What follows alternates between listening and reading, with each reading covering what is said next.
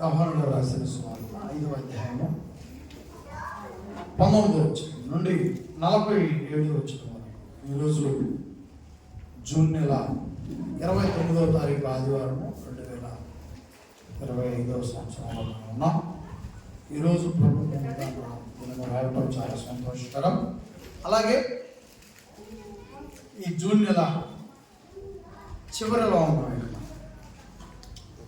June నెల చివరిలో ఉన్నాం. 2 రోజుల తర్వాత జూలై నెల ప్రవేశం జరుగుతుంది. అంటే 6 మాసములు 6 నెలలు మనము పూర్తి చేసుకుని 7వ నెలలోనికి ప్రవేశిస్తుంది. అంటే దగ్గర అవుతుంది. జనవరికి దగ్గర అవుతాం. కాబట్టి ఏ నెలకు ఆ నెల దేవుడు మనం కాపాడుతున్న విధానాన్ని బట్టి ఈ నెల అంతా కూడా జూన్ నెల ప్రారంభం నుంచి కూడా మనము క్షేమంగా ఉండగలిగాం. అలాగే గత సంవత్సరం 2024వ సంవత్సరంలో ఆగస్టు నెల 13, 14, 15 తారీఖుల్లో మనము బైబిల్ క్లాసులు నిర్వహించుకున్నాం. ఈ సంవత్సరం జూన్ నెల 8, 9, 10 తారీఖులలో మనము బైబిల్ క్లాసులు నిర్వహించుకోవడానికి దేవుడి సహాయం చేస్తున్నారు. చిన్న ప్రార్థన చేద్దాం. తల్ల వచ్చండి, చిన్న ప్రార్థన చేద్దాం. ఈ 2 సంవత్సరములు కూడా మరి మనము దేవుని ఇష్టమును దేవుని చిత్తమును నెరవేర్చాలని ఎంతో ఆశ కలిగి ఉన్న మనలు దేవాతి దేవుడు తన దయ వలన, ప్రభువారి కృప వలన, పరిశుద్ధాత్మ వారి సహాయమును బట్టి 2024వ సంవత్సరం ఆగస్టు 13, 14, 15 తారీఖులలో బైబిల్ క్లాసులు నిర్వహించగలిగాం. ఈ 2025వ సంవత్సరంలో జూన్ నెల 8, 9, 10 తేదీలలో మనము బైబిల్ క్లాసులు నిర్వహించుకోగలిగాం. ప్రేమ కలిగిన మాత్రం 2 సంవత్సరములు మినిస్ట్రీ ప్రారంభమై 2 సంవత్సరములు తండ్రి 2 సంవత్సరములు కూడా ప్రారంభించిన సంవత్సరం బైబిల్ క్లాసులు జరిపించగలిగాం. 2వ సంవత్సరంలోనికి మేము ప్రవేశించాం. 2వ సంవత్సరం కూడా బైబిల్ క్లాసులు జరిపించగలిగాం. తండ్రి మీ దయేనని, ప్రభు కృపయేనని, పరిశుద్ధాత్మ సహాయమని మనసారా హృదయపూర్వకంగా మేము విశ్వసిస్తూ నమ్ముతూ ఇంకా పరిచయం సంఘమును అభివృద్ధి వైపు నడిపించమని, యేసు ప్రభు కృపయందును పరిశుద్ధాత్మ బలమయందును నడిపించమని. అలాగే తండ్రి జనవరి నుంచి జూన్ నెల ఈరోజు 29, ఇంకొక రోజులో ఈ నెల అయిపోతాం. ఇప్పటి వరకు మమ్మల్ని అందరినీ కాపాడారు. స్తోత్రములు చెల్లించుకుంటూ ప్రభు ద్వారా ప్రార్థన అందరికీ. ఇక్కడ పరిశుద్ధ గ్రంథం నుండి దేవుని మాటల్ని చూద్దాం. 19వ వచనం.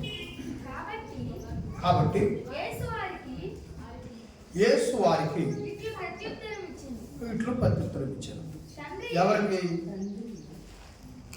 ఎవరికి యేసు ప్రభు సమాధానం చెప్తున్నాడు అంటే, అక్కడ ఉన్నటువంటి ప్రజలు, అక్కడ ఉన్న ప్రజలకి మరి యేసును వెంబడిస్తున్నటువంటి వారికి అందరూ ఉన్నారు. ఆయన మాట్లాడుతూ ఉన్నాడు. వారికి ఏమని మాట్లాడుతున్నాడు? యేసు ప్రభు ఏమని మాట్లాడుతున్నాడు? తండ్రి ఏది చేయుట కుమారుడు చూసును, తండ్రి ఏది చేయుట కుమారుడు చూసును అదియే కానీ తానంతట తాను ఏదియో చెయ్యనడు. ఆయన వేటిని చేయును వాటినే కుమారుడును అలాగే చేయును. ఈ మాట ఎందుకు చెప్పాడు యేసు ప్రభు? ఈ మాట ప్రపంచానికి ఎందుకు చెప్పాల్సినటువంటి పరిస్థితి ఉన్నది ఏంటంటే, ఇక్కడ యేసు ప్రభు నా తండ్రి ఇదివరకే పని చేయుచున్నాడు.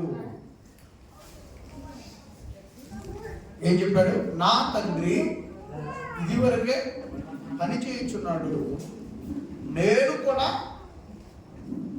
పని చేస్తున్నాను అని యేసు ప్రభు చెప్పిన మాటకి కొనసాగింపుగా ఈ 19వ వచనం మనం చూస్తాం. అంటే తండ్రి పని చేస్తున్నాడు కనుక 17వ వచనం అయితే యేసు నా తండ్రి ఇది వరకు పని చేయుచున్నాడు, నేను చేయుచున్నానని వారికి. నా తండ్రి పని చేస్తున్నాడు అంటే పరలోకంలో పని ఉందా? పరలోకంలో పని ఉందా? పరలోకంలో పని ఉందా అని అంటే పరలోకంలో పనేమి లేదు. దేవుడు పరలోకములో ఉండి భూలోకములో ఉన్నటువంటి ఈ పనులన్నీ కూడా కొనసాగిస్తున్నాడు. భూలోకంలో ఉన్నటువంటి ఈ పనులన్నీ దేవుడు నడిపిస్తున్నాడు. కనుక దేవుడు ఎలాంటి కష్టమును పనులను కలిగి ఉన్నాడో, పనుల యొక్క భారమును కలిగి బాధ్యత కలిగి ఉన్నాడో యేసు ప్రభు వారికి తెలుసు. ఎందుకంటే తండ్రి వద్ద నుంచే వచ్చాడు కనుక ఆయన స్పష్టంగా చెప్పగలిగాడు. కనుక నేను కూడా నా తండ్రి ఏ పని చేయటం నేను చూశానో, కాబట్టి నా తండ్రి చేసిన పనినే నేను కూడా చేస్తున్నా. నా తండ్రి మంచి పనులు చేయగలిగిన వాడు. నా తండ్రి ఇదివరకే మంచి చేశాడు, ఇంకనూ ఆయన మంచి చేస్తూనే ఉన్నాడు. కనుక నేను కూడా నా తండ్రి కోసం ఆయన పనులు చేస్తున్నాను, మంచి చేస్తున్నాను. వాళ్ళు ఏమంటున్నారు? వాళ్ళు యేసు ప్రభు చేసిన మంచి పనిని వాళ్ళు వ్యతిరేకిస్తున్నారు. యేసు ప్రభు చేసిన మంచి పని పైన వాళ్ళు కక్ష పట్టారు. యేసు ప్రభు మంచి పని చేశాడు, మంచి పని ఏం చేశారు? వాళ్ళు కక్ష పట్టారు. ఆ 5 మండపాల దగ్గర 38 సంవత్సరాల నుంచి పడి ఉన్న వ్యక్తిని బాగు చేశాడు యేసు ప్రభు, స్వస్థపరిచాడు. ఆ మంచి పని మిగతా వారికి నచ్చిందా? నచ్చలా. కక్ష పెట్టారు యేసు ప్రభుని, చంపేదాకా తీసుకువెళ్ళారు నిర్ణయాలు. అంటే తండ్రి మంచి చేస్తున్నాడు, తండ్రి మంచి చేశాడు కనుక కుమారుడైనటువంటి యేసుక్రీస్తు కూడా మంచి చేసినప్పుడు ప్రజలు మెచ్చుకోవాలి, చప్పట్లు కొట్టాలి, యేసుక్రీస్తుని ఫాలో అవ్వాలి. ఇంకా కొంతమందిని అంటే సమస్త ప్రజలను యేసు ప్రభు ఫాలో అయ్యేటట్లు మార్చాలి ప్రజలు. కానీ ఇక్కడ ఏం చేశారు? యేసు ప్రభుని చంపాలనేటువంటి ఒక నిర్ణయానికి వచ్చినట్లుగా మనం చూస్తాం. అందుకని యేసు ప్రభు ఏం చేశాడంటే, మీరు చంపాలనుకున్నా, మీరు నన్ను అసహించుకున్నా, మీరు ఏ నిర్ణయమైనా తీసుకోండి, నా తండ్రి మంచి పనులు చేస్తున్నాడు, నా తండ్రి చేసిన మంచి పనులే నేను కూడా చేస్తాను. అదంతే. మీరు ఏ నిర్ణయమైనా తీసుకోండి మనుషులుగా అని ఇక్కడ యేసు ప్రభు ఇప్పుడు చదవన మాట 19వ వచనం. కాబట్టి యేసు వారికి ఇట్లు ప్రత్యుత్తరం ఇచ్చాను, తండ్రి ఏది చేయుట కుమారుడు చూసును, అదే కానీ తనంతట తాను ఏది చేయనేరడు. ఆయన వేటిని చేయును వాటిని కుమారుడును అలాగే చేయి. మన గ్రామాల్లో చూస్తున్నా, ఇప్పుడు నేను వస్తా కూడా చూశాను. ఒక తండ్రికి ట్రాక్టర్ ఉంది, ఇక్కడ మాన్యం దున్నుతున్నారు. ట్రాక్టర్ తండ్రి కొన్నాడు, తండ్రి దున్నుతున్నాడు. ఇప్పుడు తండ్రి దున్నాలా, అక్కడ కొడుకు దున్నాలా. ట్రాక్టర్ భూమిని దున్నుతున్నాడు, ఇప్పుడు కొడుకు దున్నుతున్నాడు. నేను చూసి వచ్చాను ఇప్పుడే. మీరు బయటికి వెళ్తే మీరు కూడా చూడవచ్చు.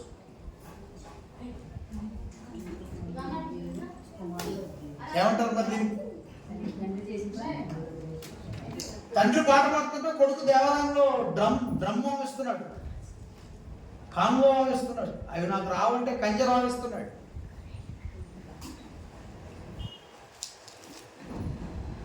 ఈ రెండు మంచి పనులే. మరి అచ్చంపేటలో నేను ఎక్కువగా చెప్పగలను నేను, ఎందుకంటే చక్కెర షాప్ ఎదురుగానే కూర్చుంటా కదా.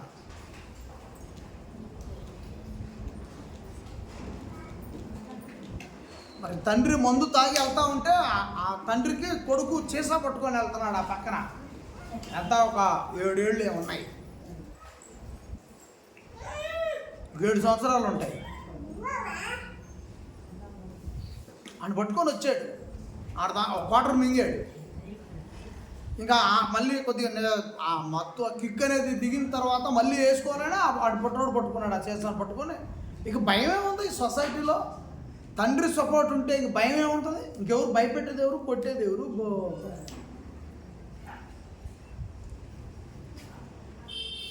కాబట్టి ఆ సిచ్యువేషన్ కూడా చూశాను నేను. ఇలా చెప్పుకుంటూ పోతే ఇక ఆడపిల్లల గురించి చెప్పాలంటే పెద్ద లిస్ట్ ఉంది నా దగ్గర. ఇవే మనకు సరిపోతాయి టైం. కానీ 1-2 గుర్తు చేస్తా. వంటకాడ గంటి తిప్పితే ఆడ ఉంటుంది, గాబుకాడ బట్టలు తీస్తే ఆడ సబ్బు పూసుకుంటుంది, ఒడ్లని తడుపుకుంటుంది ఆడపిల్ల. అంటే ఎక్కువ శాతం 90% ఆడపిల్లలు మంచి కాడనే ఉంటారు. 10% మాత్రం ఆ అనుభవం కూడా చెప్పగలరు. అవి కూడా ఉన్నాయి నా దగ్గర, కళ్ళతో చూసినవి ఉన్నాయి, ఇక్కడ కాదు బయట. ఆ 10% ఎంత ఘోరంగా మారిపోతారో కూడా నేను చెప్పను. సో కాబట్టి 10% ఆడపిల్లలు, ఆ 10% కూడా పిల్లల తప్పు కాదు, ఆ 10% కూడా పెద్దవాళ్ళదే తప్పు. పెద్దవాళ్ళు ఎక్కడుంటే ఆ 10% పిల్లలు కూడా అక్కడే. ఈ 10% మనం సమాజంలో కూడా చూస్తాం. కొంతమంది తల్లులు మంచివాళ్ళైనా కూడా పిల్లల క్రూరముగాలుగా మారిపోతున్నారు. ఈ 4 రోజుల క్రితం ఒక అమ్మాయి తల్లిని చంపేసింది. 2 కూతుర్లు అంట ఆమెకి. ఏదో చిన్న ఉద్యోగం చేసుకుంటుందంట తల్లి. ఒక చెత్త యదవని ప్రేమించి, ఒక పనికిమాలు ప్రేమించి తల్లిని చంపేసింది.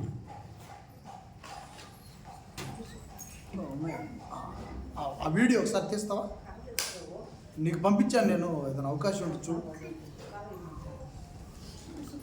మరి తల్లి పొరపాటు చేస్తుందంటే, తల్లి గౌరవార్థమైన ఒక ఉద్యోగంలో ఉందా ఆమె. యూట్యూబ్లోకి వెళ్ళినా ఉంటాయి ఇబ్బందులు. తల్లి గౌరవార్థమైన ఒక ఉద్యోగం చేసుకుంటుంది పిల్లల్ని బతికించుకోవడానికి. మరి ఈ అమ్మాయి ఎలా దారి తప్పిందంటే, తనకంటూ ఒక మంచి చెడుల అవగాహన వచ్చిన తర్వాత సమాజాన్ని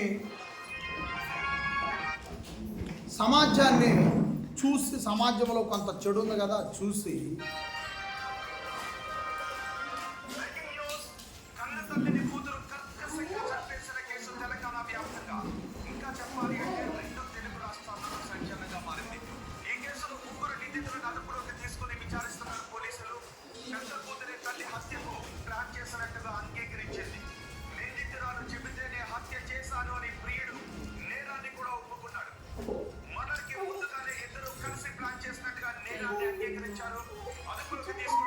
ఆ పాపిట్ వస్తే మొబైల్ పగిలిపోతుంది.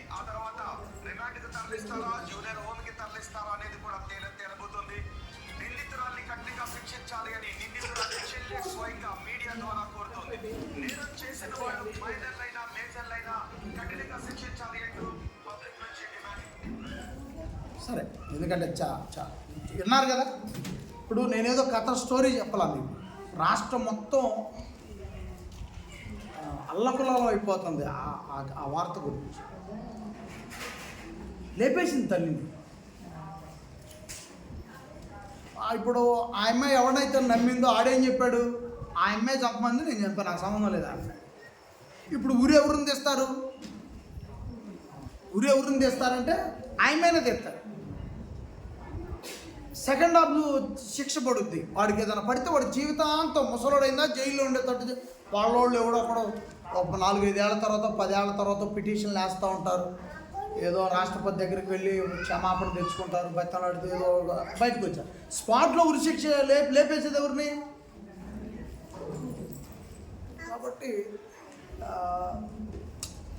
ఈ 10%లో తల్లిదండ్రులు తప్పు చేసేవాళ్ళు కాకపోయినప్పటికీ పిల్లలను గమనించకపోతే ఇలాంటి ప్రమాదాలు అనేవి సమాజంలో జరుగుతాయి. తల్లిదండ్రులు తప్పులు చేసేవాళ్ళు కాకపోయినప్పటికీ వాళ్ళు ఎలా ఉంటున్నారు, ఏం చేస్తున్నారు అనేటువంటిది మనము గమనించాల్సినటువంటి వారిమై ఉన్నాం పెద్దవాళ్ళు. ఒకవేళ అలా గమనించకపోతే ఈ విధమైన ఉగ్రవాదులుగా పిల్లలు తయారైపోతారు.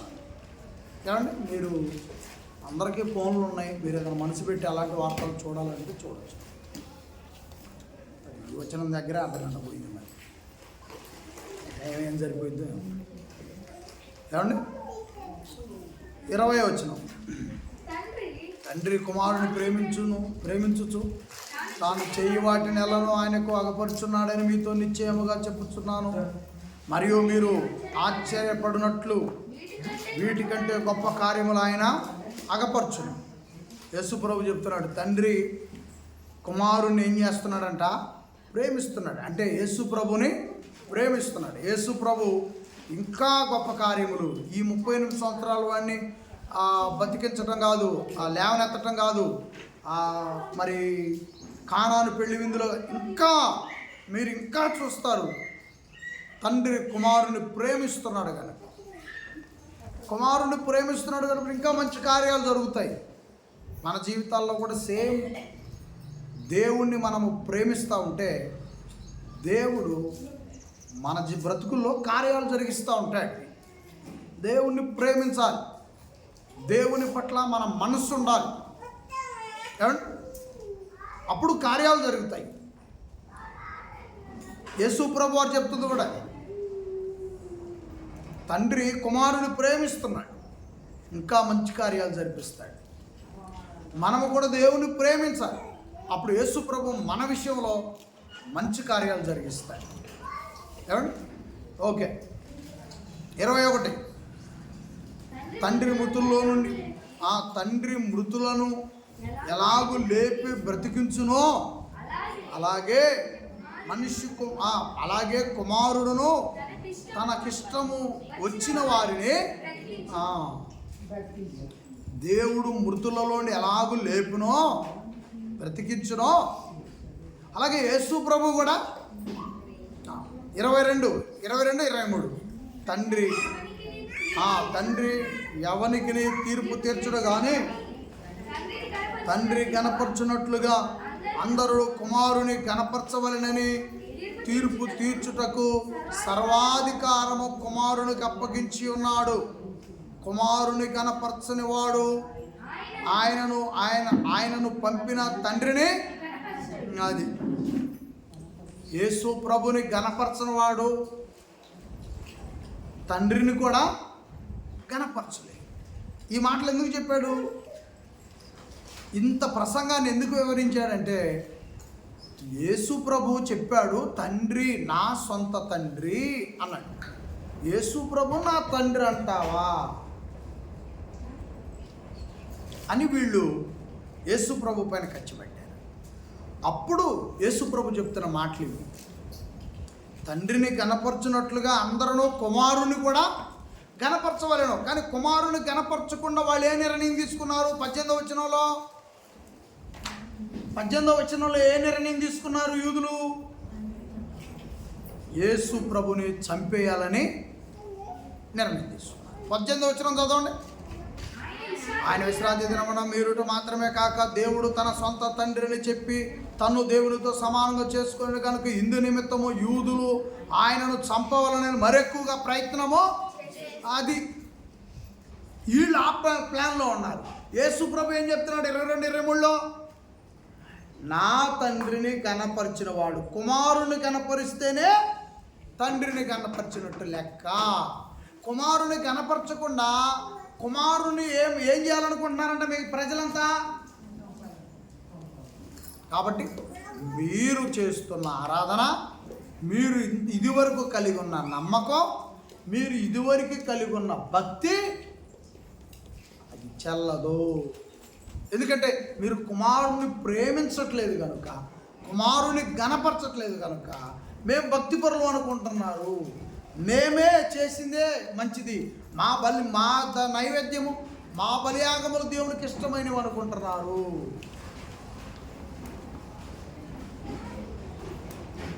మీరు ఇక్కడ యేసు ప్రభువైన నన్ను మీరు అంగీకరించట్లేదు కనుక తండ్రి కూడా మిమ్మల్ని అంగీకరించాడు. ఇది యేసు ప్రభు చెప్తున్న వివరణ. ఏంటంటే తండ్రి ఎవరికి తీర్పు తీర్చడు కానీ తండ్రిని గణపరచునట్లుగా అందరూ కుమారుని గణపరచవలనని తీర్పు తీర్చుటకు సర్వాధికారం కుమారునికి అప్పగించి ఉన్నాడు. కుమారుని గణపరచని వాడు ఆయనను పంపిన తండ్రి గణపరచడు. 24 నా మాట విని నన్ను పంపిన వాని యందు విశ్వాసముంచువాడు నిత్య జీవము గలవాడు. వాడు తీర్పులోనికి రాక మరణములో నుండి జీవములోనికి దాటి ఉన్నాడని మీతో నిశ్చయముగా. అది యేసు ప్రభు స్పష్టంగా చెప్పాడండి ప్రపంచానికి. చాలా వివరంగా యేసు ప్రభు ప్రపంచానికి చెప్పాల్సింది మొత్తం చెప్పేశాడు. ఏమి తన ప్రసంగంలో దాచిపెట్టాడు. యోహాను గారు ఇంకా చాలా విశ్లేషణగా, యోహాను గారు చాలా అర్థవంతంగా ఈ పుస్తకాన్ని రాశాడు. కాబట్టి మనం అంతా కూడా యేసు ప్రభు యొక్క మార్గంలో ఉండాలి. ఎందుకంటే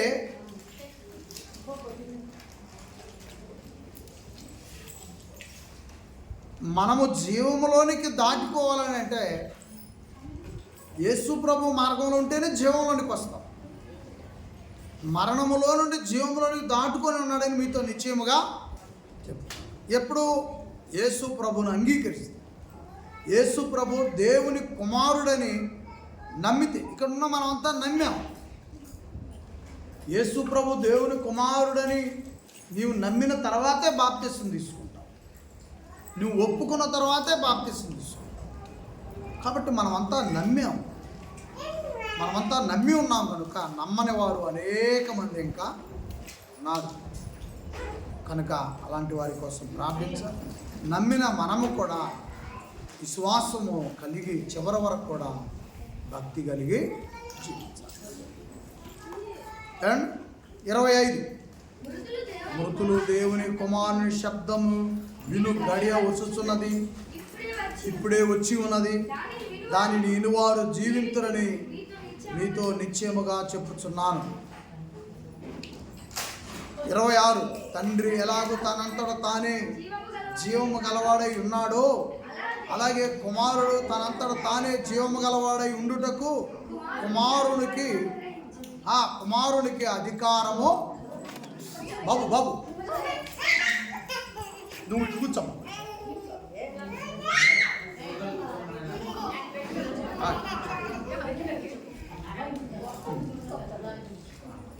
చిన్నగా ఇంకేం తెలియదు, కొంచెం చూడ. రైట్. 26 యేసుప్రభు ఏమంటున్నాడంటే తండ్రి ఎలాగ జీవము గలవాడో యేసుప్రభు కూడా జీవము కలిగిన వాడు. అంటే యేసుప్రభు వారు చెప్తుంది ఏంటంటే సమానం. తండ్రి యేసుక్రీస్తు సమానం. వారిద్దరూ కూడా సమానంగా ఉన్నారు. అయినప్పటికీ యేసుప్రభు ప్రియమైన వారలారా తగ్గించుకొని లోకానికి వచ్చాడు. యేసుప్రభు తండ్రితో సమానుడు. తండ్రి అంతటి వాడు యేసుక్రీస్తు కనుక తండ్రి అంతటి వాడయ్యుండి కూడా తండ్రి సమానమైనటువంటి తండ్రితో సమానమైన జీవము కలిగిన వాడై కూడా యేసుప్రభు ఈ లోకంలో నీ రక్షణ నా రక్షణ కోసమై ఆయన ముఖం మీద ఉమ్ము వేయబడింది. యేసుక్రీస్తు ముఖం మీద ఏం వేశారు? మూర్ఖులండి. జీవాధిపతి ముఖం మీద ఈ లాలాజలం వేశారు.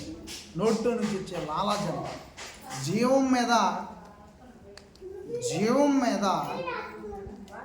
ఈ నిష్ప్రయోజకుడైన మనిషి యొక్క లాలాజలం ఉమ్ముని జీవం మీద వేశారు. ఎంత తప్పండి అసలు. నా మీద మనుషుడి మీద వేసిన ఇబ్బంది లేదు, మనుషుడి మీద వేసిన ఇబ్బంది లేదు, కానీ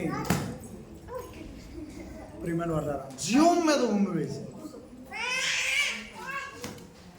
జీవం మీద ఉమ్మి వేయటం వల్ల ఏమండి అయినప్పటికీ యేసుప్రభు ఏమన్నాడు? తండ్రి లాస్ట్ ఫైనల్గా సమస్తం యేసుప్రభు విషయంలో ఆయన ప్రసంగం మొదలుపెట్టిన దగ్గర నుంచి ఎవరైతే తప్పుగా ప్రవర్తించారో అందరి గురించి యేసుప్రభు ఆ కుర్జీలో కూర్చున్నాడు. ఆ కుర్జీలో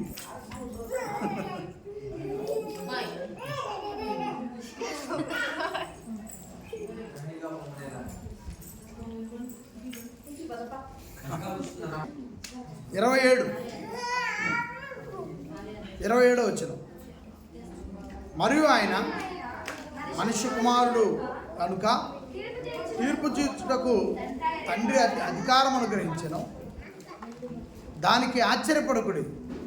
28 వచ్చిన ఒక కాలం వస్తున్నది, ఆ కాలంలో సమాధుల్లో ఉన్న వారందరూ ఆయన శబ్దము విని మేలు చేసిన వారు జీవ పునరుద్ధానమునకును, కీడు చేసిన వారు తీర్పు పునరుద్ధానమునకును బయటికి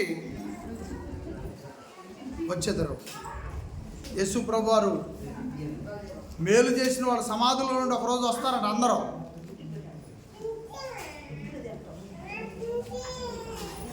సమాధుల నుండి అందరూ బయటికి వస్తారంట. కాబట్టి ఈరోజు క్రైస్తవ్యంలో చనిపోయినటువంటి వారు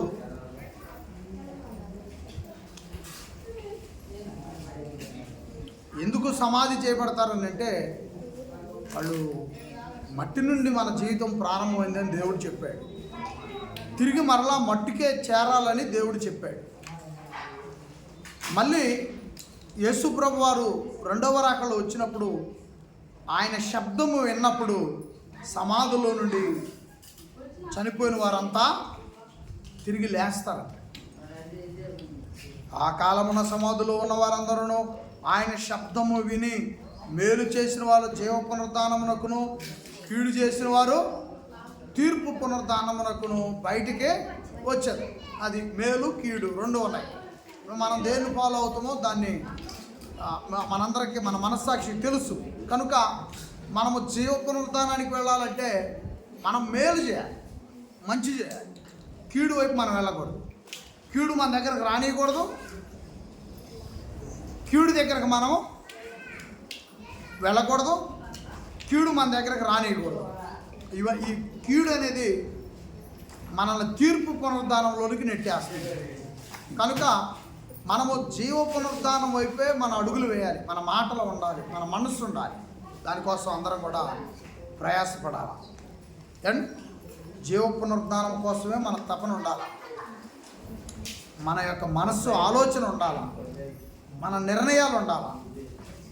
నెక్స్ట్ 30 వచ్చిన నా అంతటి నేనేమీ చేయలేను, నేను వినినట్లుగా తీర్పు తీర్చున్నాను, నన్ను పంపిన వాని చిత్త ప్రకారమే చేయకూడదును కానీ నా ఇష్ట ప్రకారము చేయకూడను.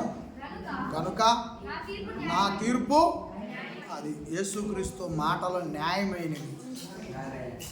ఆయన మాటలు న్యాయమైనవి కాబట్టి ఆయన మాటల్లో మనం ఎవరం కూడా బాధపడాల్సిన అవసరం లేదు.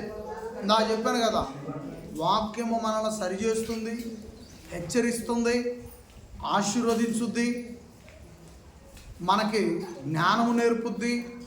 వాక్యము సమస్తమైనటువంటి విధి విధానాలను మనకు నేర్పుద్ది. అంటే వాక్యములోనే మనకు హెచ్చరిక ఉంది, వాక్యం ద్వారానే మనకు ప్రేమ ఉంది, వాక్యం ద్వారానే మనకు ఆశీర్వాదాలు ఉన్నాయి, వాక్యం ద్వారానే మనకి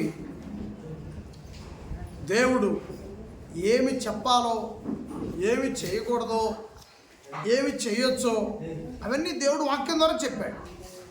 31 వచ్చిన నన్ను గూర్చి నేను సాక్ష్యము చెప్పుకొని ఎడల నా సాక్ష్యము సత్యము కాదు. యేసుప్రభు చెప్తున్నాడు అదే. నన్ను గురించి నేను సాక్ష్యం చెప్పుకోవట్లేదు, అలా చెప్పుకుంటే నా సాక్ష్యం సత్యము కాదు. 32 నన్ను గూర్చి సాక్ష్యం ఇచ్చు వేరొకడు కలడు, ఆయన నన్ను గూర్చి ఇచ్చు సాక్ష్యము సత్యమని ఎరుగుదుడు. అది యేసుప్రభు తనంతట తానే సాక్ష్యం చెప్పుకుంటే ఏం బాగుంటుంది. ఆయన గురించి సాక్ష్యం చెప్పేటువంటి వారు ఉన్నారు, చాలా ఉన్నాయి యేసుప్రభు గురించి సాక్ష్యం. 33 మీరు యోహానుతో కొందరును పంపితిరి, అతడు సత్యమునకు సాక్ష్యం ఇచ్చెను. నేను మనుషుల వలన సాక్ష్యము అంగీకరింపను కానీ మీరు రక్షింపబడవలనని ఈ మాటలు చెప్పుచున్నాను. 35 అతడు మండుచు ప్రకాశించుచున్న దీపమై ఉండెను, మీరు అతని వెలుగులో ఉండి కొంతకాలము ఆనందించుటకు ఇష్టపడితిరి. 36 అయితే యోహాను సాక్ష్యము కంటే నాకెక్కువైన సాక్ష్యము కలదు, అదేమనినా నేను నెరవేర్చుటకై తండ్రియే క్రియలను నాకిచ్చి ఉన్నాడు, నేను చేయుచున్నాను. ఆ క్రియలే తండ్రి నన్ను పంపి ఉన్నాడని నన్ను గురించి సాక్ష్యం ఇచ్చుచున్నవే. అది ఆయన యేసుప్రభు గురించి యోహాను సాక్ష్యం ఇచ్చాడు. కానీ యేసుప్రభు ఏమంటున్నాడు, యోహాను కంటే కూడా బలమైన సాక్ష్యం నాకుంది. యోహాను కంటే బలమైన సాక్ష్యం ఏంటంటే తండ్రి, పరలోకములో ఉన్న తండ్రి ఇక్కడ ఇన్ని గొప్ప కార్యాలు చేయటానికి నాకు అధికారం ఇచ్చాయి, కాబట్టి నా తండ్రి నాకు సాక్ష్యం. ఆ క్రియలే తండ్రి నన్ను పంపి ఉన్నాడని నన్ను గురించి సాక్ష్యం ఇచ్చుచున్నవి. 37 మరియు నన్ను పంపిన తండ్రి నన్ను గూర్చి సాక్ష్యం ఇచ్చుచున్నాడు, మీరు ఏ కాలమందైనను ఆయన స్వరము వినలేదు, ఆయన స్వరూపము అది. మీరు ఏ కాలమందైనను దేవుని స్వరము వినలేదు, దేవుని స్వరూపము. కానీ ఈరోజు సాక్ష్యాలు మీరు ఒకసారి యూట్యూబ్లోకి వెళ్ళాలి, అన్ని వాక్యానికి విరుద్ధమైన సాక్ష్యాలే. మమ్మల్ని మేము హైలైట్ చేసుకునే సాక్ష్యాలు, మమ్మల్ని మేము హైలైట్ చేసుకునే సాక్ష్యాలే చెప్తాం. ఎందుకంటే కించపరుచుకునేవి చెప్పం కదా. మేము తగ్గిపోతే మా వాల్యూ ప్రజల్లో తగ్గిపోయింది కదా. ఈ మాటకి ప్రపంచం అంతా అబద్ధమే చెబుతుంది, పెద్ద బైబిల్ ఉందా నీ కాడ? ఎన్నో తరగతి నీ కాడ ఉందా? నువ్వు చూస్తున్నావు చదివిని? అమ్మకాడ బైబిల్ తెచ్చుకోపో, అమ్మకాడ బైబిల్ తీసుకో. అంత ఆ పుస్తకం చూపి, ఆ పుస్తకం చూపి. బైబిల్ చూస్తే నీకు అక్షరాలు అర్థం. ఇంకోటి ఏం తెలుసా, బైబిల్ బాగా వస్తే చదువు భలే వచ్చుద్ది. చదువు ఎంత స్పష్టంగా వచ్చింది అనుకుంటున్నాను బైబిల్ చదువుకుంటే. 1000 మందిలో ఉన్నా కూడా తడబడకుండా చదువుతావు ఎంతలా పుస్తకాన్ని. బైబిల్ వల్ల అంత జ్ఞానం ఉంది.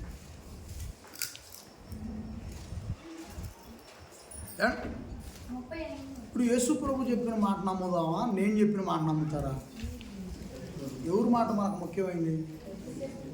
నేను 1 సంవత్సరం ఆగిన తర్వాత మళ్ళీ వచ్చి నాకు యేసుప్రభు కనపడ్డన్నా కూడా నన్ను కూడా మీరు నమ్మకూడదు.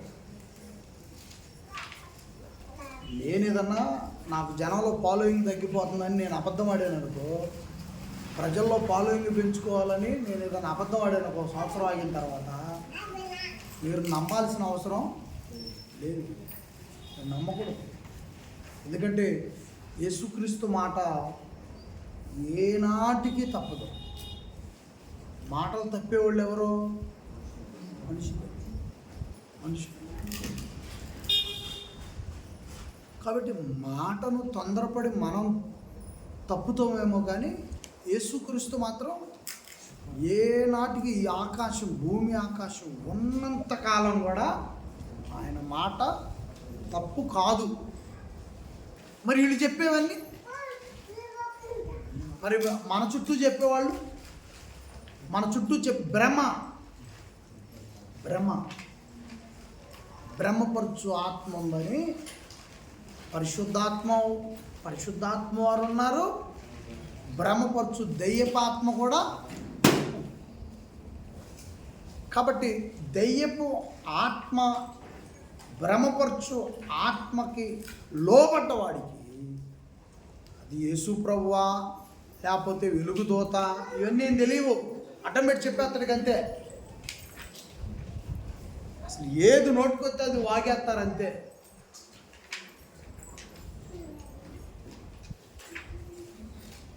మనకేం చెప్పలేము. అదేమంటే వాళ్ళ స్థాయి చూస్తేనేమో 50 లక్షల రూపాయల కార్లు ఇచ్చాడు అనుకోండి. మరి ఈ లోకం ఆస్తులకు విలువిస్తుంది కదా, ఈ లోకం అటు తయారైపోయింది. ఆయన యేసు ప్రభు ఎవరు? ఆస్తిపరుడా పేదవాడా? యేసు ప్రభు పేదవాడా ఆస్తిపరుడా? ఈ లోకంలో మొత్తం చెప్పండి. ఈ లోకంలో ఆయన జీవించి ఆయన పెరిగి ఆయన బతికిన విధానం చెప్పండి. పేదవాడా గొప్పవాడా? మరి యేసు ప్రభు పేదవాడు మాట ఎవరు వింటారు? ఇప్పుడు 50 లక్షల కారులో వచ్చినోడు మాట వింటారు, కానీ యేసు ప్రభు మాట వింటారా? ఆయన పేదవాడు కదా. ఆడ 100 ఎకరం కొని చర్చి కట్టించినోడు మాట వింటారు, కానీ యేసు ప్రభు 1 సెంట్ అన్న కొనడా? మరి ఆయన మాట ఎవరు వింటారు? యేసు ప్రభు మాట వినాల్సిన అవసరం ఏముందండి ప్రజలకే? అటు ఖమ్మంలో ఉంటుంది ఒక ఆమె, ఏదో మీటింగ్ పోతా ఉంటే, ప్రభా ఇప్పుడు ఏం తినమంటావు నన్ను టిఫన్ అంటారు. అప్పుడు అమ్మంటే యేసు ప్రభు డోర్కి వెళ్ళి వచ్చిందంట. డోర్కి వెళ్ళి వచ్చి యేసు ప్రభు నీకేం తినాలనిపిస్తుందని అడిగిండంట. అంటే దోశ తినమంటావా, గారె తినమంటావా, యేసు ప్రభు మైసూరు బోండా తినమంటావా, పునుగులు తినమంటావా, అట్టు తినమంటావా, అట్లో ఉల్లిపాయ తినమంటావా, మా ఉల్లిపాయ తినమంటావా? పిచ్చి జనం. మళ్ళీ ఆమెకు ఎంత సేవకురాలు తెలుసా? ఈ అచ్చంపేట నగరానికి కానీ ఆమె వస్తే 1 కోటి రూపాయలు పెట్టి మీటింగ్ పెట్టగలదు. ఎవడో సందా ఇవ్వకుండా 1 కోటి పెట్టి మీటింగ్ పెట్టి నాలాంటి సేవకుడు కూడా ఒక 5,000 సందా ఇచ్చి పంపిస్తుంది. అంత పెద్ద సేవకురాలు. ఆమె వీడియో యూట్యూబ్లో అప్లోడ్ చేసింది. అప్పుడు ప్రభు చెప్పాడంట, గ్యాస్ లేకుండా ఉంటుందమ్మా, ఇడ్లీ తినాలంట, తొందరగా అరుగుదల అయింది, ఇడ్లీ చట్నీ కూడా ఎక్కువ తినబాకని చెప్పాడంట. ఈ మాట అయ్యా బాబు, ఈ కెమెరాతో పెద్ద బాధ అయిపోయిందంట. అదే భయం పడుతుంది నాకు అసలు. అది ఆల్రెడీ సగం బయలుపోయి ఉంది. సరే కింద పడిందంటే పనికిరాదు. కానీ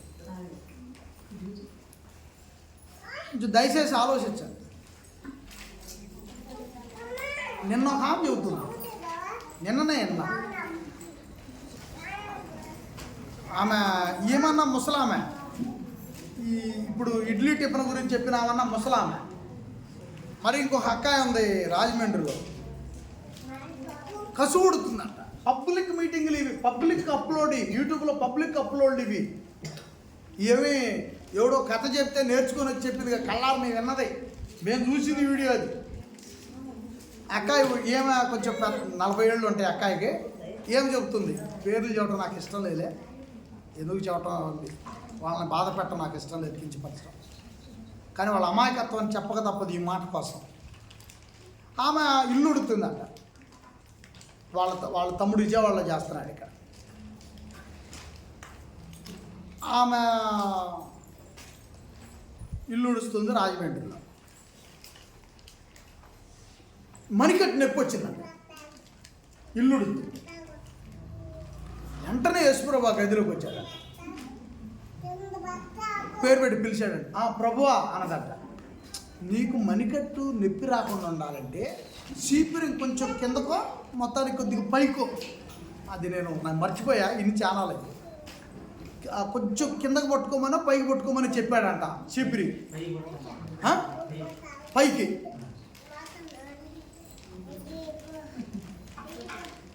ఇక్కడ యేసుప్రభు ఏం చెప్పాడు? ఏనాడైనను దేవుని స్వరము వినలేదు, దేవుని స్వరూపాన్ని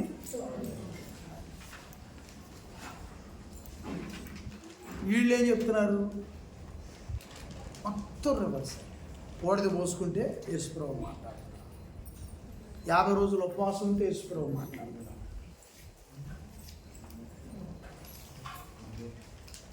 వీళ్ళు ఏమంటారు?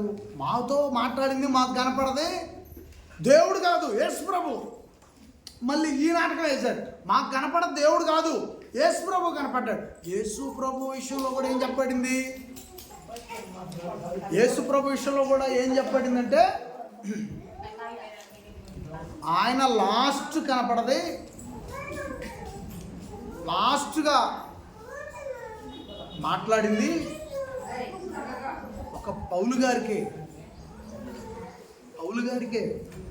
యేసుప్రభు లాస్ట్గా మాట్లాడింది పౌలు గారితో. ఇంకా ఆ తర్వాత ప్రకటన గ్రంథం పూర్తి అయిపోయేంత వరకు కూడా దర్శనాల రూపంలో మాట్లాడారే తప్ప రూపకలంకారంతో అవన్నీ కూడా చెప్పబడ్డాయే తప్ప, ప్రకటన గ్రంథం అయితే అంత రూపకలంకారణ. రూపకలంకారణ అనే పదానికి అర్థం ఏంటి? రూపకలంకారణ అనే పదానికి అర్థం ఏంటంటే, మీ ఫ్రెండ్ ఉంటుంది కదా, ఆమె నువ్వు ఏదైనా అంత కోరేసినప్పుడు లేకపోతే ఏదైనా ఇష్టమైన వాళ్ళకి ఇచ్చినప్పుడు, ఆమె ఎప్పుడో ఖాళీగా ఉన్నప్పుడు వచ్చి నలుగురు కూర్చున్న కాడ పొలాల్లో అనాలుగా కూర్చున్నప్పుడు, ఏదో వివాదాల మధ్య ఉన్నప్పుడు, వాళ్ళ ఫ్రెండ్ వివాదాల మధ్య ఉంది, అమ్మాయి మీ వాళ్ళు ఏదన్నా నేను కొడతారేమో జాగ్రత్తగా ఉండు అని అవతల మనిషితో అంటున్నప్పుడు, ఈ ఫ్రెండ్ ప్రియమైన ఫ్రెండ్ ఉంటుందే, అప్పుడు ఏమేమంటుంది? నా ఫ్రెండ్ మీద నేనున్నంతకాలం ఏమనలేను, ఏదో కూడా అనలేను. ఇప్పుడు ఆ ఉండేది ఆపోజిట్, ఏముండేది ఈ ఆపోజిట్, ఏముండేది ఆపోజిట్ ఇంకొకళ్ళు ఉండేది. కానీ ఏమేం మాట్లాడుతుంది? నేనున్నంతకాలం మా ఫ్రెండ్ మీద, వీళ్ళు వచ్చాక అసలు ఆ ఫైటింగ్ అయిపోయింది కూడా, ఆ సంగతి అక్కడ పెట్టు. కాకపోతే ఆమె యొక్క ప్రేమను వ్యక్తపరుస్తుంది. నేనున్నంతకాలం కూడా వాళ్ళ ఒడ్డు మీద, ఇది ఉపకలంకారం అంటారు దాన్ని, ప్రేమను వ్యక్తపరచడం. అలాగే బైబిల్ గ్రంథంలో చాలా విషయాలు, అమ్మా ఆ యాంపుల్ పేరు ఇప్పటికీ సగపోయింది, దాన్ని స్విచ్ ఆఫ్ వేసి. ఆ విధంగా రూపకలంకారంతో చెప్పబడ్డవి. ప్రకటన గ్రంథం అంతా కూడా రూపకలంకారంతో చెప్పబడింది. కనుక ఈరోజు దేవుడు నీకు కనపడేది లేదు, యేసు ప్రభు కూడా నీకు కనపడేది లేదు. అంతెందుకు, మనలో ఉన్న పరిశుద్ధాత్మ వారిని మనం చూసివా? అప్పుడు పరిశుద్ధాత్మ వారిని చూడలేని మనం యేసుక్రీస్తుని ఎట్లా చూస్తాం? తండ్రిని ఎలా చూస్తాం? కాబట్టి ఈరోజు చాలా యూట్యూబ్ ఛానల్లో, టీవీల్లో మొత్తం అంతా కూడా, ఇప్పుడు ఇంకొక ఆమె ఎవరో వచ్చింది ఇటు పెనగంచి పూలకి వెళ్ళంట, ఆమె కూడా చెప్తుంది పైకి వెళ్ళారంట, పరలోకానికి దేవదూతలు తీసిపోయారంట, అవన్నీ నగరం అంతా చూపించి అంతా బంగారమేనంట. ఇవన్నీ నమ్మే విషయాలు కాదు, ఎందుకంటే వాళ్ళ గురించి చెప్పుకుంటే మనం మిగతా వచ్చిన ముందుకి వెళ్ళలేము. కాబట్టి దయచేసి మీ అందరికి ఒకటే మాట చెప్తున్నా, టీవీల్లో విన్నా, సెల్ ఫోన్లో విన్నా, మీ ఇళ్ళకి ఎవడన్నా వచ్చి చెప్పినా, ఆడపిల్ల చెప్పినా, మొక్కలగాడు చెప్పినా, ఈరోజు దేవునితో మాట్లాడే దైవజనులు నీలేశ్వరపాలెంలో మొదలుకొని ప్రపంచ చివరి ఆడంలో భూమి ఆడదాకా కూడా ఎవరు మాట్లాడేవాళ్ళు లేరు. మాట్లాడమని చెప్పిన వాడు అంత అబద్ధికుడు, అంత అబద్ధికుడు. అబద్ధికులైనా కావాలి, లేదా దేవుని వాక్యం అర్థం కాని వ్యక్తులైనా ఫేమస్ అవ్వటం కోసం, పబ్లిసిటీని పెంచుకోవటం కోసం, ప్రజల ఫాలోయింగ్ని పెంచుకోవటం కోసం ఎక్కువగా మా సేవకులు ఉపయోగించుకుంటున్నటువంటి మార్గమే దేవుడు మాతో మాట్లాడాడు. ఆయన మీ గురించి నేను అంతా చెప్తాను, మీకు ఇబ్బంది లేదనే పదం. కాబట్టి ప్రియమైన వాళ్ళారా, మనం ప్రార్థన చేసి నిన్ను ధైర్యపరచుకోగలుగుతామే తప్ప మరొక మార్గం అనేది మనకే లేదు. మళ్ళీ ఒకసారి అండర్లైన్ చేసుకోండి ఆ మాటని. యేసు ప్రభు చెప్పిన మాటను బైబిల్లో పెన్నుతో అండర్లైన్ చేసుకోండి. అవసరమైతే ఎక్కడన్నా మీరు ఈ యోహాను సువార్త 1వ అధ్యాయంలో కూడా ఉన్నాయి కొన్ని మాటలు, ఆ మాటలు కూడా మీరు రాసుకోవచ్చు. యోహాను సువార్త 1వ అధ్యాయంలో కూడా కొన్ని మాటలు మనము చూస్తూ ఉన్నాం, అవి కూడా రాసుకోండి. దేవుణ్ణి చూడలేదు అని టైటిల్ పెట్టుకోండి. దేవుణ్ణి ఎవరు చూడలేదు, ఎవరు చూడలేదు. యోహాను సువార్త 5వ అధ్యాయం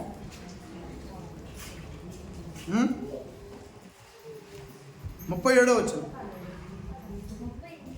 37 కమ్మా, 37.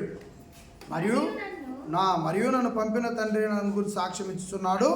మీరు ఏ కాలమందైనను ఆయన స్వరమైన లేదు, ఆయన స్వరూపమును చూడలేదు. 37. ఆ తర్వాత 1వ అధ్యాయంలో కూడా 2 చోట్ల ఉంది, మీరు అవి కూడా రాసుకోండి. యోహాను సువార్త 1వ అధ్యాయంలో కూడా తర్వాత రాసుకోండి, మనకు టైం లేదు కాబట్టి మనం తర్వాత చూద్దాం ఆ విషయాలు. ఏమ్మా నెక్స్ట్ కంటిన్యూషన్. చాలా టైం అయింది. ఏమ్మా చూడమ్మా, రన్నింగ్ పెట్టా మనం పెట్టావా? ఓకే. 38. ఆయన ఎవరిని పంపెనో ఆయనను మీరు నమ్మలేదు కనుక మీలో ఆయన వాక్యము, అది యేసుప్రభుని పంపిస్తే, దేవుడు యేసుప్రభుని పంపిస్తే యేసుప్రభుని నమ్మలేదు కనుక ఎంతో కాలం నుంచి మేము భక్తి పరులు అని చెప్పుకుంటున్నా నమ్మకం ఏమైపోయిందంట, తొలగిపోద్ది. ఇక ఎటువంటి ప్రయోజనం లేదు అని యేసుప్రభు అక్కడ నిలుచున్న ప్రజలతో వివరిస్తున్నాడు. 39. లేఖనములందు మీకు నిత్య జీవము కలదని తలంచుచు వాటిని పరిశోధించుచున్నారు, అవే నన్ను గురించి సాక్ష్యం ఇచ్చుచున్నవి. చూడండి, యేసు ప్రభు గురించి లేఖనములు సాక్ష్యం ఇస్తూ ఉన్నాయి. ప్రాచీన గ్రంథములు, మరి పాత నిబంధన గ్రంథాల్లో, ప్రవక్తల గ్రంథాల్లో, చిన్న ప్రవక్తలు, పెద్ద ప్రవక్తల గ్రంథాల్లో లేఖనాలు యేసు ప్రభు గురించి ఏం చెప్తున్నాయంట? సాక్ష్యం ఇస్తున్నాయి. మళ్ళా యేసు ప్రభు గురించి ఎవరు సాక్ష్యం ఇచ్చారు? తండ్రియే నన్ను గురించి 37, తండ్రియే నన్ను గురించి సాక్ష్యం ఇస్తున్నాడు. అలాగే 32లో యోహాను నన్ను గురించి సాక్ష్యం ఇచ్చాడని యేసు ప్రభు వివరిస్తున్నాడు. లేఖనాలు సాక్ష్యం ఇస్తున్నాయి, తండ్రి సాక్ష్యం ఇస్తున్నాడు, మరి యోహాను సాక్ష్యం ఇచ్చాడు యేసు ప్రభు గురించి. ఇన్ని చెప్పినా కూడా యేసు ప్రభుని నమ్ముతున్నావు అంటున్నారా? యేసు ప్రభుని చంపుతూ అంటున్నారా? నువ్వెన్నన్నా చెప్పబ్బా, నిన్ను మనిషి మారడు. మనం నయం. ఆ రోజు యేసు ప్రభు డైరెక్టర్గా ప్రసంగం విన్న ఆ మనుషుల కంటే యేసు ప్రభుని చూడకుండా నమ్మినటువంటి మనము వాళ్ళ మీద ఎన్ని రెట్లు అంటే 1000 రెట్లు నయం మనం. ఏమండి? కాబట్టి యేసు ప్రభు కూడా ఏం చెప్పాడు ప్రపంచానికి? యేసు ప్రభు ప్రపంచానికి ఒక మాట చెప్పాడు. ఏమనంటే, చూసి నమ్ముట కంటే చూడకుండా నమ్మిన వారు ధన్యులు. యేసు ప్రభుని చూసి నమ్మటం కంటే యేసు ప్రభుని చూడకుండా నమ్మేవారే ధన్యులు అని. కాబట్టి ఈరోజు మనము ఆ రోజు ఉన్న వాళ్ళకంటే కూడా ఈరోజు మనమే ధన్యులమని ఖచ్చితంగా చెప్పక తప్పదు ప్రియమైన వారు. దేవాతి దేవుడు ఆయన నమ్మే అవకాశం మనకిచ్చాడు. యేసు ప్రభుని నమ్మే అదృష్టం మనకు కల్పించాడు. మళ్ళీ మనల్ని నిత్య జీవం వైపుగా నడిపిస్తున్నాడు. చాలా సంతోషం. 40వ వచనం, అయితే మీకు జీవము కలుగునట్లు మీరు నా వద్దకి రానుల్లరు. వాళ్ళతో చెప్తున్నాడు, మీకు జీవం కావాలంటే నా వద్దకు రావాలి. కానీ మీరు జీవమును ఏం చేస్తున్నారు? నిరాకరిస్తున్నారు. 41, నేను మనుషుని వలన మహిమ పొందబోడును కాను, నేను మిమ్మల్ని ఎరుగుదును, దేవుని ప్రేమ మీలో ఉన్నది. ఆ రోజు యేసుప్రభు ప్రసంగం వింటున్న వారు డైరెక్ట్గా చెప్తున్నాడు. యేసుప్రభు, నేను మిమ్మల్ని ఎరుగుదును, ముఖం కాదు, హృదయంలో నుండి ఎరుగుదును. నేను మిమ్మల్ని హృదయంలో నుండి ఎరుగుదును కనుక ఆ రోజు యేసుప్రభు ఎదుట నిలబడ్డ యేసుప్రభుని చంపాలని కక్ష పట్టిన వాళ్ళతో డైరెక్ట్గా ప్రభు చెప్తున్నాడు, నేను మిమ్మల్ని ఎరుగుదును, మీలో దేవుని పట్ల ఇంత ప్రేమ కూడా లే. నేను మిమ్మల్ని ఎరుగుదును, దేవుని ప్రేమ మీలో లేదు అని దేవుని ప్రేమ ప్రజలలో ఉంటే యేసుప్రభుని ప్రేమిస్తారా, చంపుతారా? గౌరవించేవాళ్ళే ప్రభుని. కనుక యేసుప్రభు చాలా హృదయాలను పరిశోధించి ఈ మాట చెప్పాడు తప్ప. 43, నేను నా తండ్రి నామమున వచ్చి ఉన్నాను, మీరు నన్ను అంగీకరింపరు. మరి ఒకడు తన నామమున వచ్చిన ఎడల వానిని అంగీకరింతురు. చూడండి, నేను దేవుని నామాన వచ్చాను, మీరు అంగీకరించండి. ఎవడన్నా సొంతంగా వచ్చాడు అనుకోండి, ఆ నెమ్మడిస్తున్నారు. ఇదే యేసుప్రభు చెప్పింది. అదే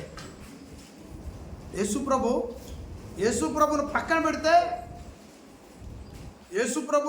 పెడితే ఈ క్రైస్తవ్యంలో ఉన్నతమైనటువంటి స్థితికి వెళ్ళిపోతున్నారు. ఎందుకు? వాళ్ళ సొంత ఎజెండా పబ్లిక్గా బయటపెడుతున్నారు. భయం అనేది లేకుండా ప్రజలు ఈరోజు వారి మాటలను, వారి ప్రసంగాన్ని జరిగిస్తున్నారు. ఇందాక చెప్పాను కదా, భయం ఎప్పుడు ఉండదు? భయం ఎప్పుడు ఉండదంటే, తండ్రి తప్పు చేస్తున్నప్పుడు తండ్రి తాగాడు, మరలా సాయంత్రం పూట మధ్యాహ్నం తాగటానికి ఆ మందు షాప్ కాడికి పిల్లని ఎమ్మడ పెట్టుకొస్తే 7-8 సంవత్సరాల పిల్లోడిని ఆ సీసా ఆడబట్టుకొని పోతున్నాడు పిల్లోడు. అంటే తండ్రి తప్పు చేసేవాడయి తండ్రి తప్పు చేస్తుంటే పిల్లవాడికి ఏం లేదు, భయం అనేది లే. అలాగే ఈరోజు మనుషులు సేవకులుగా లేదా క్రైస్తవులుగా ఉన్నటువంటి వాళ్ళందరూ కూడా సేవకులను బట్టి విశ్వాసులకి భయం అనేది లేకుండా, సేవకులు వాళ్ళ సొంత ఎజెండాని తయారు చేసుకోవటం వల్ల దేవుని వాక్యం నుండి భయం లేకుండా పోయారు. దేవుని వాక్యం నుండి భయం అనేది లేక తొలగిపోయారు. సేవకుడుగానే ఉంటున్నారు, బైబిలే బోధిస్తున్నారు. సేవకుడికి భయం లేనప్పుడు సంఘమునకు కూడా భయం అనేది. నేను ఒక ఉదాహరణ చెప్తాను, ఎట్ట తయారైపోయారు జనాలు. ఇలాగ ఒక ఇల్లు ఉంది, ఆ ఇంట్లో ఒక ముసలమ్మ ఉంటుంది, ఆమెకు కూడా పెన్షన్ వస్తుంది, ఒక 30-40 వేలు పెన్షన్ వస్తుంది. ఆ ముసలమ్మ ఈ కోడల్ని సాయంత్రం పూట అంత అన్నం గాబులో వేస్తానని చూస్తుంది. ఎవరిది వాళ్ళే సపరేట్ అయ్యారు. ఆమె గదిలో వండుకుంటుంది, వీళ్ళు గదిలో వండుకుంటున్నారు. జాగ్రత్తగా భయం లేని వాళ్ళు ఏం చేస్తారో మనకి అర్థం. అక్కడ సేవకుడు కూడా ఈ దర్శనాలోడే. అక్కడ వాళ్ళు వెళ్ళే సంఘం కూడా ఇలాంటి వాడే. ఆయనకి ఏం భయం లేదు. ఏం చెప్పాలనుకుంటున్నా చూసి ఆలోచించి ఆమెకి చెబితే పోద్ది, ఆమెకి చెబితే పోద్ది, ఆమె సంతోష పెట్టాలి, ఆమె బాధ ఇట్లా ప్లాన్ చేసుకుని చెప్పేస్తారు. అక్కడ ఎదుగుతుంది ఏమో కూడా. ఒకరోజు ఆమె ఏం ఫోన్ చేసి చెప్పింది, ఈ ముసలిని చంపుతుంది నన్ను, ఎంత అన్నం ఎక్కువైనా గాబులు వేసినా మాది మేము తెచ్చుకొని మాది మేము వండుకుంటున్నాం, అయినా ఈ ముసలిదానికి పెత్తనం ఎక్కువైపోయింది అది ఇది అని చెప్పేసి ఇక చెప్పేసి, అప్పుడు వాళ్ళిద్దరూ మేము అత్తనంలో ఉండి నీకు ఎందుకు మేము అత్తనంలో ఉండి అని ఏదో ధైర్యం చెప్పుకున్నారు కూతురు. ఒకరోజు వచ్చారు, ఆ ఇంట్లో ఒక నైట్ ఉన్నారు. ఒక నైట్ ఉన్న తర్వాత చిన్నగా అల్లుడిని పిలిచారు. అల్లుడిని పిలిచి, అయ్యా నమ్మితే నమ్ము లేకపోతే లేదు, దేవుడు మాకు ఇక్కడ చూపించాడు, మీ ఇంటి మీద ఏదో పెట్టొచ్చి వాలిపోతా ఉంది వేసారు. దెబ్బ వేయడానికి వచ్చారు వాళ్ళు. ఎందుకంటే ఈ ముసలి చంపుతుంది, ఆ ఇల్లు ఉడవలేదేంది అంటది, 10 దాకా పడుకోవటం ఆడపిల్లయింది అంటుంది, ఆ గొడ్లు అక్కడే పోయినాయి అంటుంది. మరి ముసలోళ్ళు ఏం చెప్తారు ముసలోళ్ళు? మరి ఈ వారానికి కుతుక్కు అని చెబుతారా? ఆ ఇంట్లో ఒక బత్తాకేసి పుట్టుకో మా వారం నాడు గాపుకాడ వేసుకొని కుతుక్కు అని చెబుతారా ముసలోళ్ళు ఏం చెబుతారు? అది నీకు బాధ? వీళ్ళు వచ్చారు, నువ్వు మీ అమ్మకి చెబితే ఇదంతా వచ్చిందేనని చెప్పొద్దయ్యా, నీ ఇష్టం. మీ ఇంటి మీద అయితే శాతపడి ప్రభావం మాకు కనపడుతుంది. ఒక పెట్ట వచ్చి పోతుంది ఇంటి మీదకి, పిల్లలకు కూడా క్షేమం కాదు, మీకు క్షేమం కాదు. మరి మీరు నమ్మితే నమ్మండి, లేకపోతే లేదు అని వాళ్ళకి అది పొడేసి, సరే అత్తయ్య మేము ఇంటికి వస్తాలా, అక్కడ మాట్లాడదాంట్లో మీరు బండి నడపండి తెల్లారు ఏదో ఒక కార్యక్రమం వస్తే వీళ్ళు పోయారు. అయ్యా ఆ తర్వాత కూడా చేసాం అయ్యా, మూల నల్లంగా కనపడుతుంది. దెబ్బకే లేపారు ఆ కుటుంబాన్ని నేరేసోట. ఆ నెలలోనే లేపేశారు ఆ కుటుంబాన్ని నేరేసోట. ఈ దర్శనాలు ఎంత మోసం చేస్తున్నాయి, ముసలోళ్ళకి అన్నం కూడా పెట్టినట్లేదు తెలుసా. ఈ దొంగ దర్శనాలు ముసలోళ్ళకి అన్నం పెట్టనివ్వకుండా చేస్తున్నాయి. చివరికి ఆ పచ్చి ఒంటరిదాన్ని చేసిపోయారు ముసలిదాన్ని. ఒంటరిగా ఆ ప్రాణం ఎంత అల్లాడుద్ది. పిల్లలతో ఆడుకునే ప్రాణం, చిన్నపిల్లలతో ఆడుకునే వయసు, చిన్నపిల్లల వయసు ఆడుకునే వయసు, 60 ఏళ్ల వయసు చిన్నపిల్లలతో ఆడుకునే వయసు. పిల్లలేమో ఆడుకునే వయసు, 60 ఏళ్ళేమో పిల్లలతో ఆడుకునే వయసు. అంతే, ఇద్దరు ముసలాళ్ళు, ఇద్దరు చిన్నపిల్లలే. అలాంటి ఆమెను ఒక్కదాన్ని తీసి అక్కడి నుంచి లేపేసి, అందుకని ఇలాంటి సమాజంలో ఈ దర్శనాలు అనుకూలంగా మార్చుకొని దెబ్బ కొట్టేటువంటి వాళ్ళు చాలామంది మోసాలు చేస్తే ఏం చెప్పాడు యేసుప్రభు? దీన్ని కూడా ఆయన రాసుకుంటాడు, ఈ మోసాన్ని కూడా ఆయన రాసుకుంటాడు. రేపు జీవ పునరుద్ధానానికి వదులుతాడా, మరణ పునరుద్ధానానికి వదులుతాడా? తొక్కి పడేస్తాడండి. ఇక దానిలో మరి సమస్య లేదు అసలు. ఇలాంటి అబద్ధపు దర్శనాలు చెప్పి, దొంగ దర్శనాలు చెప్పి ప్రజలను మభ్యపెట్టి మోసం చేసి భయపెట్టే వాళ్ళనే పాతాళానికి దొక్కేస్తాడు, కానీ జీవ పునరుద్ధానానికి రానివ్వడు. అవసరాలు ఇలాంటివన్నీ కూడా చాలా ఘోరంగా ఉపయోగపడతా ఉన్నాయి. చాలా ఇళ్ళకి ఇళ్ళే వదిలిపెట్టిపోయేవాళ్ళు కూడా ఉన్నారు, మరి పొలాలు వదిలిపెట్టేవాళ్ళు ఉన్నారు.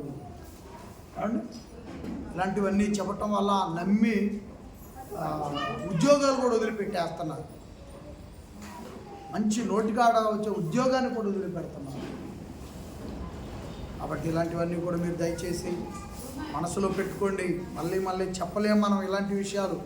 అవకాశం వచ్చినప్పుడే మీరు అండర్లైన్ చేసుకోండి. యేసుక్రీస్తు నామమున ఏ ఇల్లైనా మనకు మంచిదే, యేసు ప్రభు నామమున ఏ ఉద్యోగమైనా మంచిదే, యేసు ప్రభు నామమున ఏ పొలిమేరైనా మనకు మంచిదే, ఏ 3 రోడ్లైనా మనకు మంచిదే.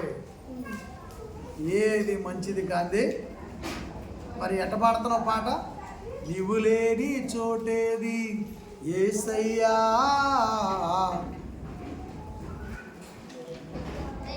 నువ్వు చూడని స్థలమేది యేసయ్యా. ఎలా పాడుతున్నావు ఈ పాట? నమ్మకం లేకుండా అల్ప విశ్వాసంతో పాడతావు ఈ పాట. కాబట్టి మనము మన మనస్సును బట్టి, మన తలంపును బట్టి, మన పరిస్థితులను బట్టి అపవాది అటాక్ చేస్తాడే తప్ప వాడికి ఎటువంటి పరిస్థితి లేదు, భయపడాల్సిన అవసరం లేదు. నువ్వు పొలిమేర మీదకి వెళ్ళు, అక్కడ ఎవరు చూపు ఉంటుందంట? పొలిమేర మీద ఎవరు చూపు ఉందంట? యేసు వారి చూపు ఉంది. 3 రోడ్లు కాడ కేసర నీళ్ళ కాడికి బా, మిరగాయలు ఎంటికలు అక్కడ దివ్యానకు వచ్చిన ఎంటికలేగాయి, ఇంట్లో నువ్వు కోసుకొచ్చిన మిరగాయలేగాయి, నువ్వు పట్టిన బోరులో నీళ్ళు గాబులో నీళ్ళేగాయి. అక్కడ ఎవరు చూపు ఉందంట? అక్కడ ఎవరు చూపు ఉంది? యేసు చూపు ఉంది అక్కడ కూడా. ఆయన చూపు లేనిది అక్కడ. కాబట్టి ప్రియమైన వారులారా, యేసుక్రీస్తు సమస్తమును చూడగలిగిన వాడు అండి. మనం భయపడాల్సిన అవసరం లేదు. చివరి వచ్చిన 44 వచ్చిన, అద్వితీయ దేవుని వలన వచ్చు మెప్పును కోరక ఒకని వలన ఒకడు మెప్పు పొందుచున్న మీరు ఎలాగ నమ్మగలరు? నేను తండ్రి వద్ద మీ మీద నేరము మోపుదునని తలంచుకోడు. చూడండి, యేసుప్రభు ఎంత మంచివాడో చూడండి. నేను దేవుని వద్ద మీ మీద నేరం మోపను. కానీ మనుషులందరూ ఎలాగున్నారంట? ఒకని వలన ఒకడు మెప్పు పొందుచున్నారు. మత్తయి నువ్వు రావచ్చు. ఇక ఒకని వలన ఒకడు మెప్పు పొందుచున్నారు. ఇవి అవసరమైనవి అండి. అసలు నిజంగా మనిషిని దైవభక్తిలో నుండి ఈడ్చి కింద పడేసేది ఏదన్నా ఉందంటే ఇదిగో ఇదే. దైవభక్తిలో నుండి మనల్ని దొర్లించేది, దైవభక్తిలో నుండి మనలను అడవేసేది ఇదే. మనిషి ఏం కోరుకోకూడదంట? మెప్పు కోరుకోకూడదు. ఇప్పుడు ఉదాహరణ, మొన్న మనం 8, 9, 10 ఈ కార్యక్రమాలు నిర్వహించాం కదా.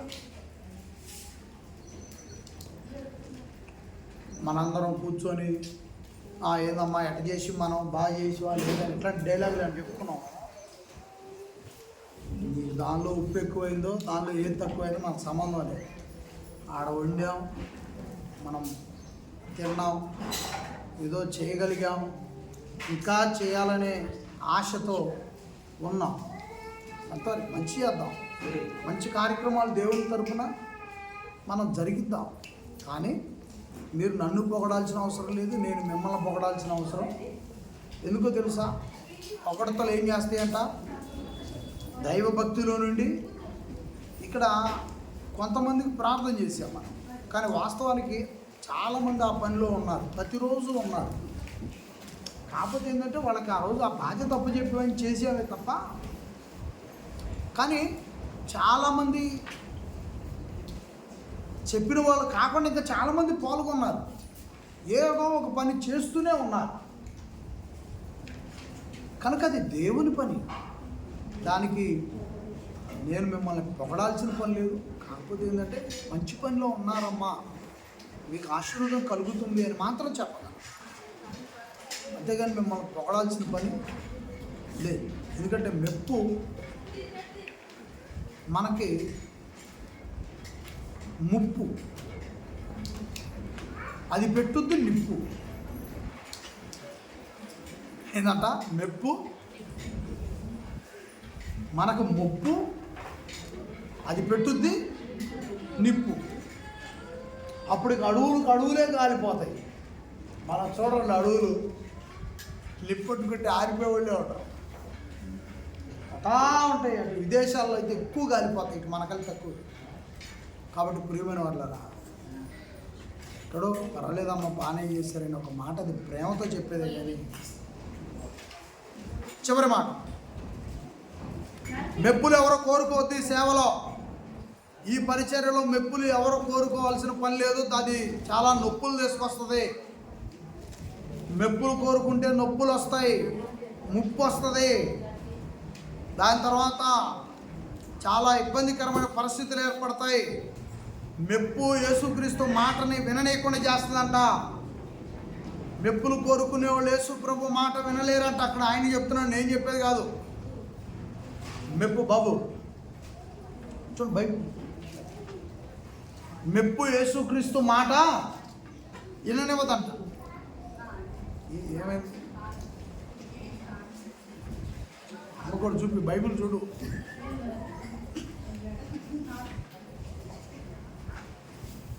ఏమన్నాడు? 44 వచనం, అద్వితీయ దేవుని వలన వచ్చు మెప్పు కోరక ఒకని వలన ఒకడు మెప్పు పొందుతున్న మీరు ఎలాగ నమ్మగలరు? అంటే మెప్పులు కోరుకునే వాళ్ళు యేసుక్రీస్తుని ఏం చేస్తారంట? పక్కన పెట్టేస్తారంట. మెప్పును కోరుకునే వాళ్ళు యేసు ప్రభుని ఏం చేస్తారంట? పక్కన పెట్టేస్తారు. ఏమండి? యేసు ప్రభుని నమ్మరంట మెప్పును కోరుకుని. దానివల్ల మనకేమీ లాభం లేదు ప్రియమ. అప్పుడు మనం ఒకళ్ళొకళ్ళు అందరం కూడా మెప్పులు కోరుకుంటే నువ్వు నన్ను పక్కన పెడితే నేను నిన్ను పక్కన పెడతాను కాదు. సహవాసం అనేది ఉండదు. దేవుని వాక్యం అనేది మన జీవితాల్లో నెరవేరదు. కాబట్టి మనం ఒకవేళ అతిశయిస్తే ఎవరిని బట్టి అతిశయించాలంట? యేసు ప్రభుని బట్టే అతిశయించాలి. 45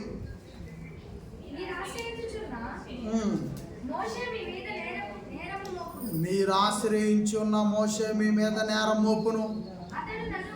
అతడు నన్ను గురించి రాసిన కనుక మీరు మోషేను నమ్మినట్టయినా నన్నును నమ్ముదురు. మీరు అతని లేఖనములు నమ్మని ఎడల నా మాటలు ఎలాగో నమ్ముదురని. నేను ఏమండి? మోషేని నమ్మితే మీరు నన్ను ఎందుకు నమ్మరు అంటున్నాడు. అంతా యేసుప్రభు పచ్చలాడుకున్నట్టు ఉంది. కానీ ఇక్కడ ఏందంటావు ఆయనకి ఆ మాట, నన్ను నమ్మండు అని ఆయన ఎన్ని పడాలో అన్ని పడ్డాడండి. భూమి మీదకి వచ్చి ఎన్ని బాధలు భరించాలో అన్ని బాధలు భరించాడు. యేసుక్రీస్తు వారు ఎన్ని భరించాలో అన్ని భరించాడు. ఏమండి? మీరు అధ్యాయం చదువుకోండి, ఆయన ఎంత బాధపడ్డాడో మీకు అర్థమైంది. ఆయనలో ఆయన ఎంత ఎందుకు అడవులకు వెళ్ళాడు, ఎందుకు గంటల ఆయన ప్రార్థన చేసుకున్నాడంటే ఇదే బాధ ఉన్నవాడు వెంకరైపోతాడు. కుటుంబాల్లో మనం కూడా చూడండి, ఏదైనా బాధ తగిలింది అనుకోండి, అందరితో పాటు కూర్చోటం. పిల్లలు కూడా చూడండి, వాళ్ళు తప్పు చేస్తారు. తప్పు చేసినప్పుడు ఏదైనా గదిమేమనుకోండి, ఎలా కూర్చుంటారు వాళ్ళు? అందరిలో కూర్చుంటారా? మిగతా పిల్లల్లో కూర్చుంటారా? 4 పిల్లలు ఉన్నారు, ఒకటి తప్పు చేసి గదివాం, మళ్ళీ ఆ 4గురితో కూర్చుంటాడా? మంచం చాటునో, మూలనో, లేకపోతే బజార్తోనో, అరుగుల మీద వాళ్ళకి రాడు కాసేపుగా. కానీ అతనైనా పెద్దవాళ్ళు కూడా కొంతమంది అలుగుతారు. పెద్దవాళ్ళు మౌనంగా ఉంటారు, నిద్రపోవటమో లేకపోతే అన్నం ఏది తినకుండా పొలం వెళ్ళిపోవటమో, ఏదో ఒకటి వాళ్ళకి ఆ టైంలో ఆ కోపం మీద, ఆ దిగులు మీద, ఆ బాధ మీద ఏది తెచ్చాము.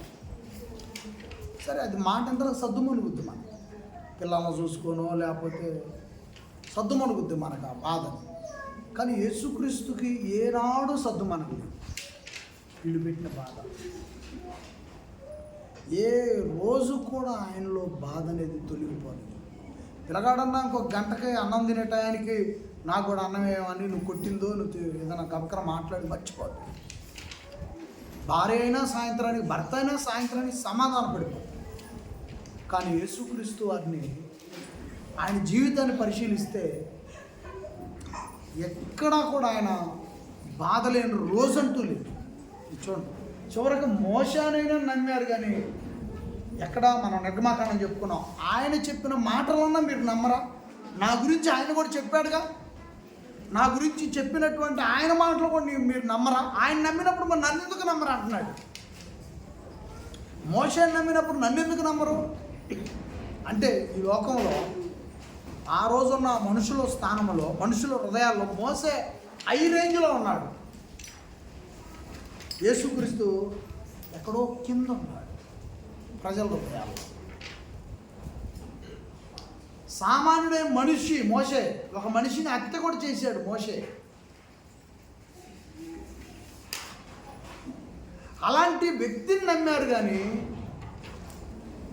రక్షించడానికి వచ్చిన దేవుని కుమారుణ్ణి నమ్మడానికి ఎంత కష్టమైపోయిందో. అందుకే ఏడ్చాడు.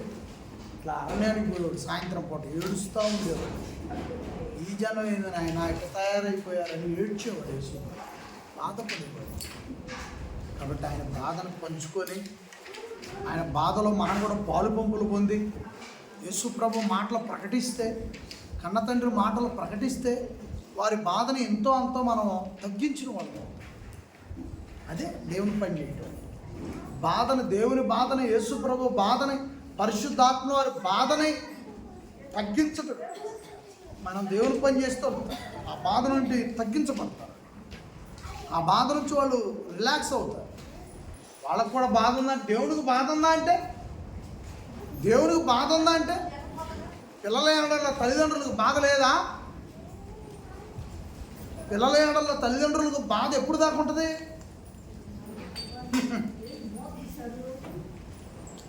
ఈ లోకం నుండి